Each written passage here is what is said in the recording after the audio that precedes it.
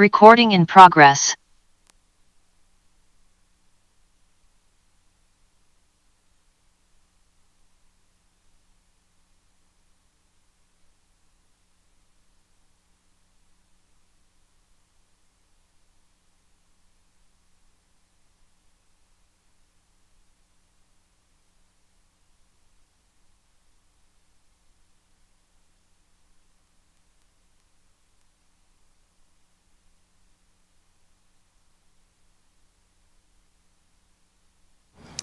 All right, the time is now 6 o'clock. I'll call tonight's school board meeting to order. Tracy has taken roll call, and now we'll stand for the Pledge of Allegiance.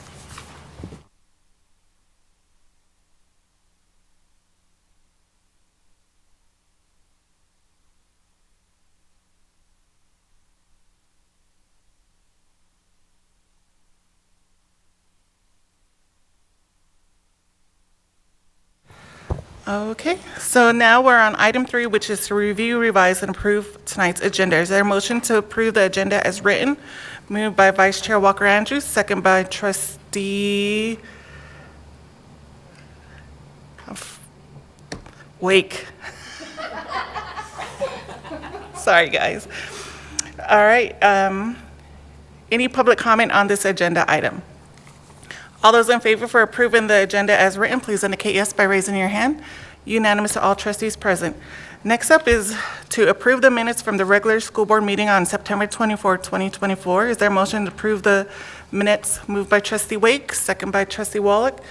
Any public comment on this agenda item? All those in favor for approving the minutes, please indicate yes by raising your hand. Unanimous to all trustees present. So next up is public comment. So public comment portion of the meeting is set aside for the public to address the board as a body. It is not time for board response or for the public to ask questions. Do not infringe on the right of privacy of others. Please sign in and spell your first and last name. Comments are limited to 3 minutes per speaker. The chair or acting chair may terminate or interrupt an individual speaker if statements are out of order. Is there any public comment tonight?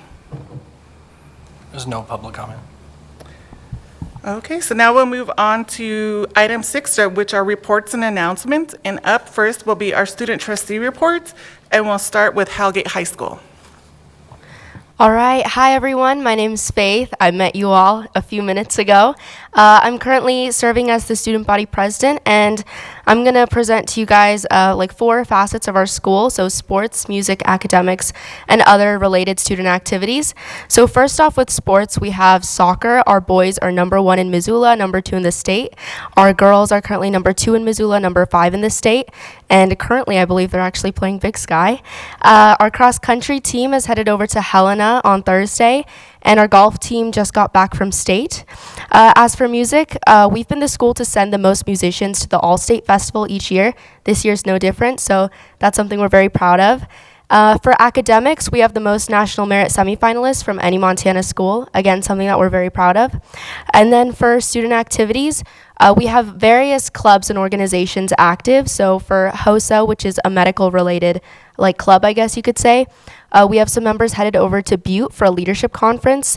Key Club had a blood drive last week, and this last week was also a homecoming. And we had a lot of school participation as well as parents stepping up, and we were able to host our first homecoming dance in as long as I've been here. So that was really exciting to see. We're also hoping to have a voter registration drive soon.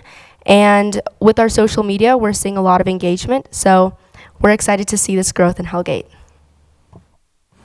Okay, next up will be Big Sky High School.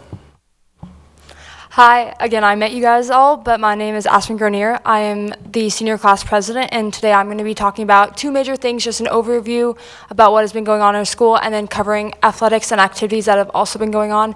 Our homecoming week was also last week, and we had our homecoming Olympics, which we host every year, which went very great. It really encouraged students to dress up and participate in our activities.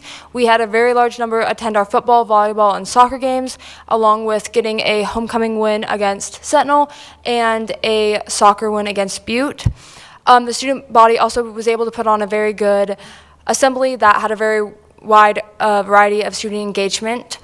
Our football team became city champs after their win against Hellgate last Friday night, and we cannot wait to continue this like hype and stuff throughout the season, and all the sporting teams have been very thriving, and their partnerships with each other are doing great. Our HOSA and Health Science Academy came together to put on a very successful blood drive. And then our drama department is getting ready to put on their first play. They just finished building their set, and they say rehearsals are going very, very well. Now looking at like more school-wide things, our September attendance rate was 4% better than the previous years, and students at Big Sky are getting more engaged and being ready at school. And so on Thursday, we are actually having a reward for this and giving free donuts to the kids that are showing up. And then we also just took a cell phone survey, and we asked how they were feeling and how it was going, and we will get those results in the next week or so, and then we will definitely share here and throughout in our school. Thank you. Okay, next up, Sealy Swan High School. Yes, thank you. Once again, my name is Reagan Jones, and I'm going to be talking briefly about some new electives we have, our Leo's Club, and a new math teacher we just got. So this year, Sealy Swan has introduced a bunch of new electives into our curriculum because we've gotten rid of study halls for students besides seniors. Some of these new electives include greenhouse, environmental science, lifetime fitness, senior studio, and ceramics. With the absence of a music teacher again this year, these electives allow students to participate in classes that spark their interest. And from what I've seen, they've been going phenomenal. Our student body is really happy with this new change. Another big thing at our school is Leo's, which last year, me and Aubrey Matthew, another student representative, we gave a presentation to the board in Sealy about Leo's, which is Leadership, Experience, Opportunity, and Service. And the Leo's Club has been up and at it since school started with our new advisor, Bridget Laird, who has been taking her new role very seriously. Already, the Leos have helped stack and split wood for the elders in the community. We've done highway cleanup and sandbag filling. Later in October, the Leos will participate in the Hunter's Breakfast, where they serve breakfast to hunters before daylight on opening day of hunting season. And then a new addition to our school is our new math teacher. We received a new college algebra, geometry, and Algebra 1 teacher named Leslie Berg. Miss Berg went to Flathead Valley Community College, then University of Montana to get her degree. She then worked at Frenchtown High School for 7 years, and she was head cross-country coach at Loyola. She's very interested into getting into cross-country here at Sealy Swan, and we're very happy to have her. So thank you guys so much for your time. Okay, next up is Sentinel High School. My name is Nora Frame. Just as a little reminder, I want to start out by saying that Sentinel's environment has always been very uplifting and positive, but I've noticed that even more this year than in the past. I think that part of that is because we have so many opportunities. We offer 46 courses that are AP, honors, or dual credit.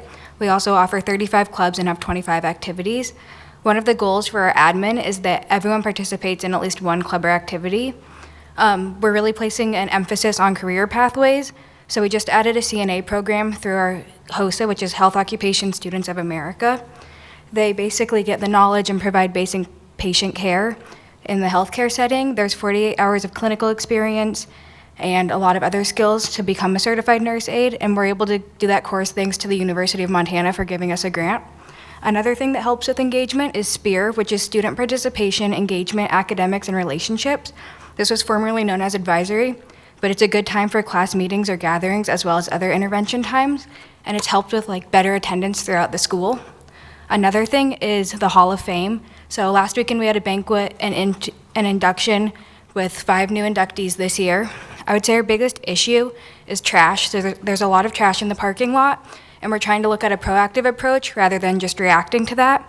And so there's more lunch duty supervision, and then advisors are able to sign up their groups for it, cleaning up during that SPEAR time, and then peers also holding each other accountable. Kind of on the flip side of that, our fall athletics have had a great start to the season. They're working on confidence, consistency, and then that's kind of led to inclusivity.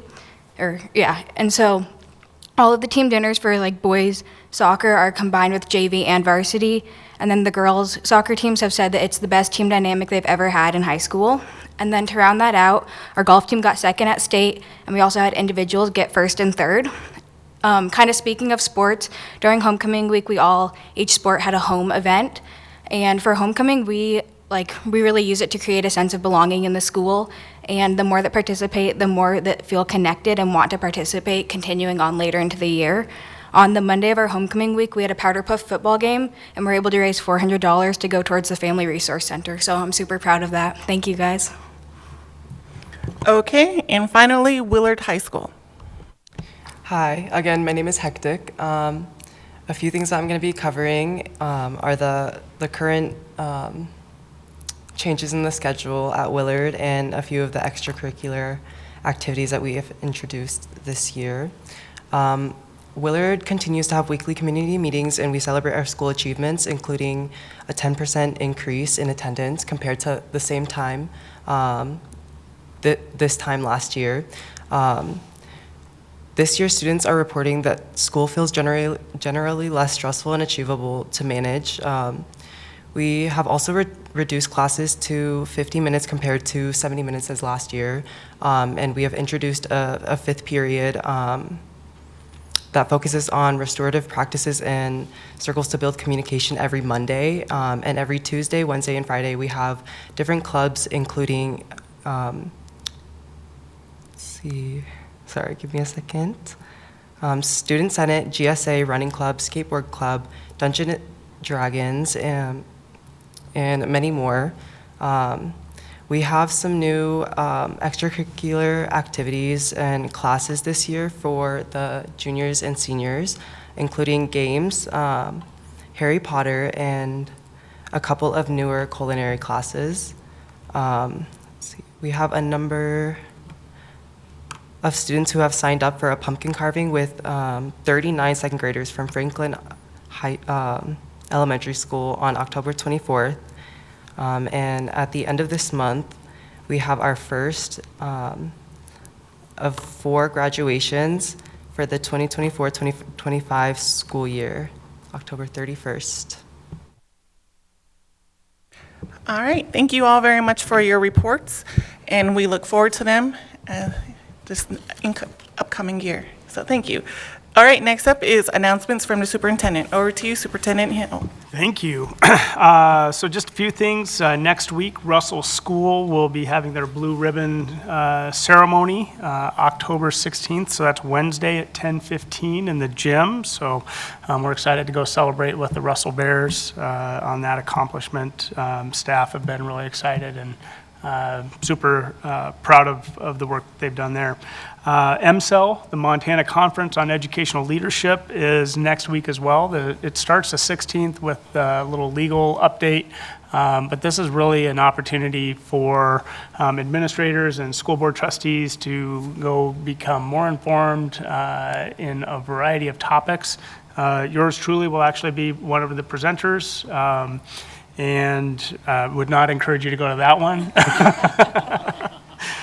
Just kidding. And then just a couple of safety updates. Our Safer Montana tip line, we rolled that out this fall, thanks to Vinny and the administrative team for getting that going. We've had 19 reports so far. I will say the majority of the reports that came in were around a singular incident, but we're glad that we have that available. There's a link located on our website, but there's also a number that you can text, and just another way for people to report safety concerns. So like we are fond of saying, if you see something, if you hear something, say something. So we'll continue to promote that. And then the Safe Storage campaign, as of today, we've distributed 168 locks, trigger and cable locks, for firearms in our community. We also included today the Lifelong Learning Center. We have former students who are earning their HiSET or GED program, and so we still see there's another group of students that we could target with that. And part of it is the way that the grant was written. It was really meant to be for parents of school-age children to get access to those. So we're just excited about that, and we're going to continue to promote and encourage that for our community. And those are my updates. Okay, so now we'll move on to item 7, which is new business. And up first is to approve additional special service bus routes. And this is over to you, Mr. McHugh. Thank you. So this item is the elementary and high school item. The two routes, both routes involve the elementary and the high school. They result from our change in bell time. I think when we talked about the change in bell time, we sort of foreshadowed additional routes that might be necessary. And I think talked about 4 in the sped area. So at this point, we're looking at 2 additional routes. Once approved by the board, we would take the additional routes to the county superintendent and the county transportation committee for approval. Any trustee questions? Can you let us know where those routes are? No. Who asked that question? It's a great question.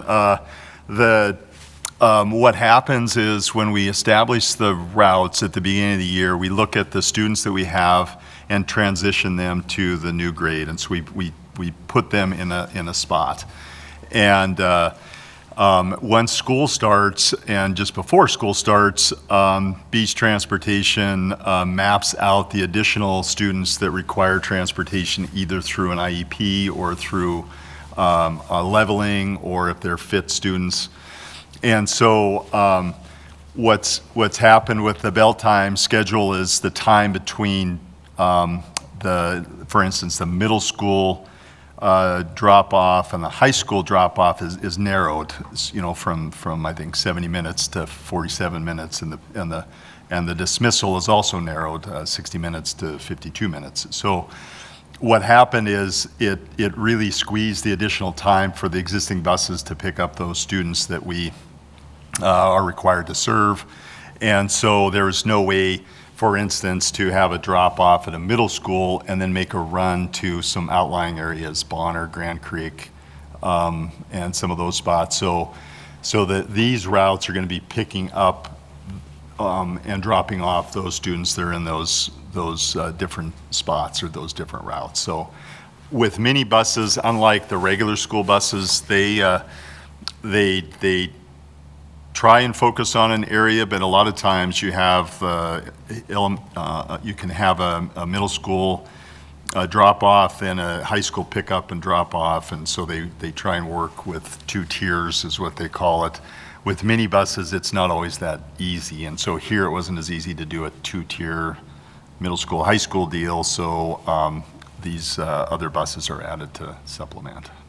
Sorry, I can't give you the exact location. No, that's okay. And it sounds like 2 are for just kind of regular routes and the rest are for those other accommodations that you mentioned? Well, the 2 that we're adding, we'll need two routes that'll be added to serve. Each route will serve some K-8 kids and some high school kids. So that's what I meant is that, so they're both special services routes, which will include leveling, fit, and special needs students.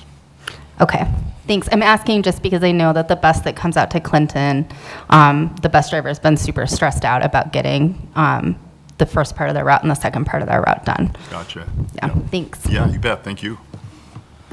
Any other trustee questions? This is a full board motion. Is there a motion to approve the recommendation? Moved by trustee Davies, second by trustee Wake. Any final trustee comments? Any public comment? All those in favor of approving the recommendation, please indicate yes by raising your hand. Unanimous to all trustees present. Next up is to approve the personnel report. We'll have elementary and a high school, but over to you, Mr. Lebowski. Thank you. Pretty standard report, really nothing of note. Okay, any questions from a trustee? All the elementary trustees in favor for approving the elementary personnel report, please indicate yes by raising your hand. Oh, was there a motion? Good. Okay. Is there a oh wait, I did say that, didn't I? No? Oh, okay. Is there a motion to approve the elementary personnel report? Moved by trustee Witt, second by trustee Walsh. All those in favor for approving the elementary personnel report, please indicate yes by raising your hand. Unanimous to all elementary trustees present. Thank you. Next up, is there a high school motion to approve the personnel report? Moved by trustee Wallach, second by trustee Wake. Any final trustee comments? Any public comments? All trustees in favor for approving the recommendation, please indicate yes by raising your hand. Unanimous to all trustees present. All right. Next up is to approve a Clean Bus Planning Award grant application. And back to you, Mr. McHugh. All right, thank you. This is a grant where we request technical assistance to help design and develop a plan, an implementation and deployment plan for electrification of our buses, or using a fleet that involves non-renewables or services, zero-emission bus services.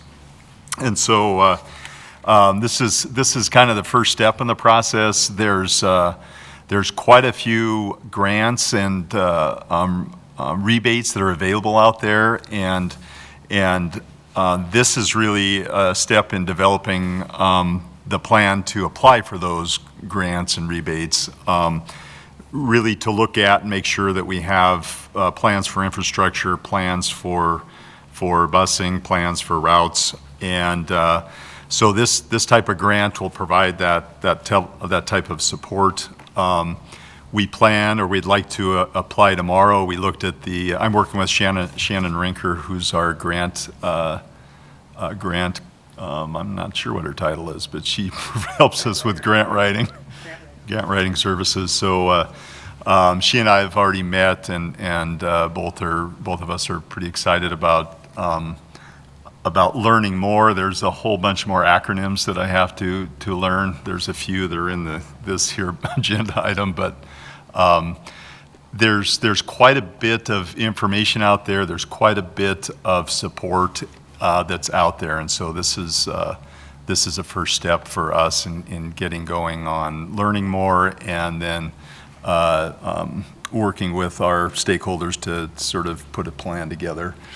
The agenda talks about 3 years, and that's really the deployment period. This plan, after award, is a 6-month period of time. So we could see the plan and presentation within 6 months, not 3 years. The deployment is more the 3-year period, so just wanted to point that out.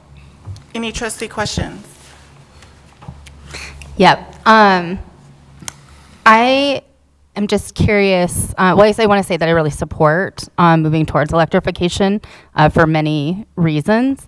And then I'm wondering if at this time you know whether or not we would continue to operate those, or if we would work in collaboration with beach transportation. Yeah, I think it's a good question. I think right now the fleet is owned by Beach, so if we transition in a period that was inside of 3 years, since our contract would go, starting next year would be 3 years, then we would for sure involve them. They would be one of the stakeholders who would be involved in that planning process. And that's contemplated with this work because it does contemplate that some school districts and government agencies have contractors that provide the services. We could also look at it in a sort of a further period out beyond the contract period, and some of that evaluation considers infrastructure needs and what the routes would look like in the way that best serves the energy recharging capabilities of the buses. So I think there'll be a lot to learn, but yeah, there's for sure the expectation would be involved with our contractor in these early conversations. Thank you. And then I have one more question. I'm really involved with some of these EPA grants just through my work. And there's a complimentary EPA grant for working on training programs for installing this new infrastructure to train laborers. And so I'm wondering if the school district has looked at those grants in order to work with kind of our CTE requirements in high school. Well, see, you threw out an acronym, so I lost you there. Oh, the community training education, or like career training and education is CTE, and EPA is the EPA, federally. We haven't, not at this point, but it sounds like something that'd be interesting. Yeah, thank you. Any other trustee questions? Vice Chair Walker-Andrews?